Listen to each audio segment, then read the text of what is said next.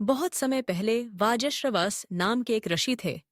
उन्होंने एक विशिष्ट यज्ञ का आयोजन किया जिसका उद्देश्य था सर्वस्व दान करना। परंतु उन्होंने यह यज्ञ केवल दिखावे के लिए किया। जो गायें दान की जा रही थीं, बौम अनियी थीं। वे बूढ़ी, दुर्बल, डींटी, दो डील और दुग्ध रहित थीं, यज्ञ की मर्यादा के विपरीत। उनका पुत्र नचिकेता, जो कि सत्य, धर्म और आत्मज्ञान में रुचि रखने वाला विवेकी बालक था, यह सब देख रहा था। उसने सोचा, हाँ, कि क्या यह वास्तविक दान है? उसने अपने पिता से 3 बार प्रश्न किया, पिताजी, आप मुझे किसे दान करेंगे? 3 बार पूछे जाने पर वाजश्रवस क्रोधित होकर बोले, मैं तुझे मृत्यु को दान करता हूं। यद्यपि यह शब्द क्रोध में कहे गए थे, लेकिन नचिकेता ने उन्हें गंभीरता से लिया। उसने सोचा, पिता की वाणी झूठी नहीं होनी चाहिए, और वह चल पड़ा यमराज से मिलने, मृत्यु के रहस्य को जानने। यमलोक की यात्रा। नचिकेता अकेला ही ध्यानमग्न अवस्था में यमलोक की ओर बढ़ा। यह कोई भौतिक यात्रा नहीं थी, ये पुख्ताची थी। यह एक आंतरिक, मानसिक और आत्मिक यात्रा थी। नचिकेता की यह यात्रा केवल शरीर से नहीं, अपितु आत्मा की गति थी, सत्य की खोज की यात्रा। यमलोक पहुंचने पर नचिकेता को पता चला कि यमराज 3 दिन तक घर पर नहीं है। फिर भी वह धैर्यपूर्वक उनके द्वार पर भूखा प्यासा 3 रातें बैठा रहा। यह उसकी तपस्या, साहस और समर्पण का प्रतीक था। यमराज की वापसी और सम्मान। जब यमराज लौटे और देखा कि एक ब्राह्मण बालक उनके द्वार पर 3 दिन से भूखा बैठा है, तो वे अत्यंत लज्जित हुए। उन्होंने कहा, हे वत्स, 3 दिन तक मेरे अतिथि होकर भी तू भूखा रहा। यह मेरा अपराध है। ब्राह्मण अतिथि अग्नि के समान होते हैं। मैं तुझे 3 वरदान देता हूं, 3 रात्रियों के प्रायश्चित स्वरूप। नचिकेता के 3 वरदान। डिकी टियुकी थी। एक दिव्य संवाद एत। पहला वर, पितृसंतोष और लौकिक सुख। नचिकेता ने पहला वरदान मांगा, जब मैं लौटूं तो मेरे पिता मुझे क्रोध के बिना प्रेमपूर्वक स्वीकार करें। यमराज ने कहा, तथास्तु। 2। दूसरा वर, अग्निविद्या, स्वर्ग प्राप्ति की विद्या। नचिकेता ने दूसरा वर मांगा, मैं वह अग्नि यज्ञ सीखना चाहता हूं जिसे स्वर्ग की प्राप्ति होती है। यह यज्ञ केवल लौकिक नहीं, अपितु आध्यात्मिक उन्नति का प्रतीक था।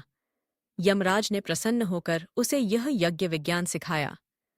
नचिकेता ने इसे ध्यानपूर्वक ग्रहण किया और यमराज ने कहा, इस अग्निविद्या को अब से नचिकेता यज्ञ कहा जाएगा। 3। तीसरा वर, मृत्यु और आत्मा का रहस्य। नचिकेता का तीसरा वर सबसे गूढ़ और रहस्यमय था। क्या मृत्यु के बाद आत्मा बचती है या नहीं? क्या आत्मा अमर है या शरीर के साथ सब कुछ समाप्त हो जाता है? यह सुनकर यमराज चकित हो गए। उन्होंने कहा, यह प्रश्न अत्यंत कठिन है।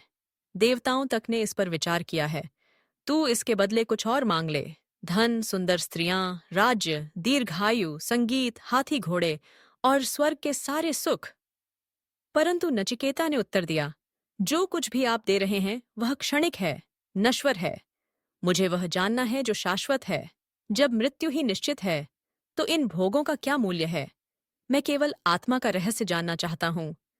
यमराज की शिक्षा, आत्मा और ब्रह्म का ज्ञान। यमराज नचिकेता की निर्भीकता और सत्यनिष्ठा से अत्यंत प्रसन्न हुए और कहा, हे नचिकेता, तू सत्य का अधिकारी है। अब सुन, यह आत्मा शरीर नहीं है। यह न जन्म लेती है न मरती है। यह अजिच, अजर, अमर, नित्य, शुद्ध, बुद्ध, मुक्त है। यमराज ने उसे बताया, आत्मा को शस्त्र काट नहीं सकते, अग्नि जला नहीं सकती, जल भिगो नहीं सकता, वायु सूखा नहीं सकती। उन्होंने आगे कहा, यह कौन्य आत्मा और ब्रह्म अलग नहीं है। जिसने आत्मा को जान लिया, उसने ब्रह्म को जान लिया। जिसने ब्रह्म को जान लिया, वह संसार के बंधनों से मुक्त हो गया। ऐसा व्यक्ति मृत्यु से नहीं डरता। ज्ञान की गहराई, अंतरात्मा की यात्रा। यमराज ने आत्मज्ञान की साधना के लिए नचिकेता को ध्यान, विवेक, वैराग्य और शांति की उपदेश दिए। आत्मा को केवल बुद्धि से नहीं जाना जा सकता, वह केवल उसी को प्रकट होती है जो उसके योग्य है। यह ध्यान की अग्नि में तप कर पुष्टकट होती। नचिकेता की विजय, आत्मज्ञान की प्राप्ति। नचिकेता ने यमराज से प्राप्त यह दिव्य ज्ञान आत्मसात किया। वह अब मृत्यु के पार चला गया।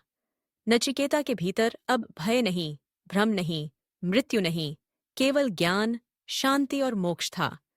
वह लौटा अपने पिता के पास, ज्ञानी, मुक्त और संतुलित।